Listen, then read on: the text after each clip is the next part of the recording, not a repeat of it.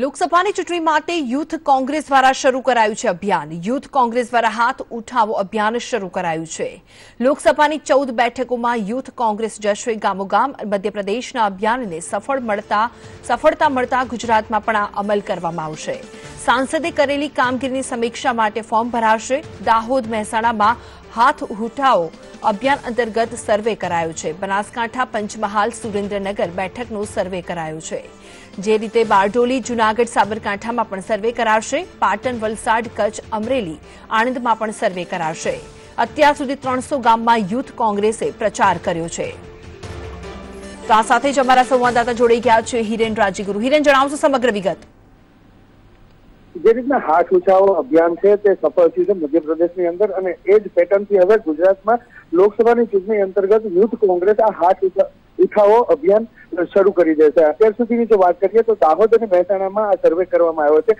આખું અભિયાન એ રીતનું છે કે યુથ કોંગ્રેસના જે કાર્યકરો છે તે ગામે ગામ જશે, લોકોની વચ્ચે જશે અને લોકોને પૂછશે કે જે સાંસદ છે તેની કામગીરી કેવી રહી, એટલે એક રીતે તેની સમીક્ષા કરશે। બીજી તરફ યુથ કોંગ્રેસના કાર્યકરો યુપીએ સરકારની જે કામગીરી છે તે પણ લોકો વચ્ચે લઈ જશે અને બંનેનો જે તફાવત છે તે તફાવત સમજાવશે અને ત્યારબાદ એક ફોર્મ જે તૈયાર કરવામાં આવ્યું છે કોંગ્રેસ દ્વારા, એ ફોર્મ એનાથી ફિલઅપ કરાવશે।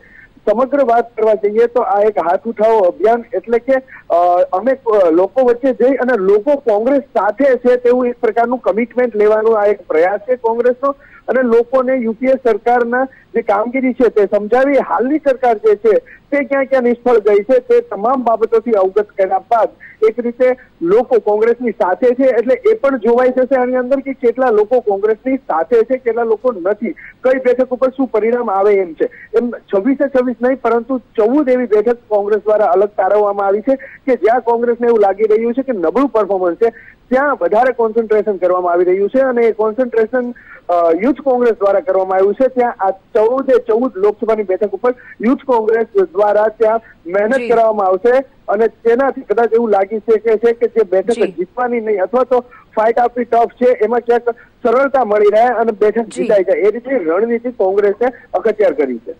બિલકુલ હિરેન, આભાર આપનો માહિતી આપવા માટે।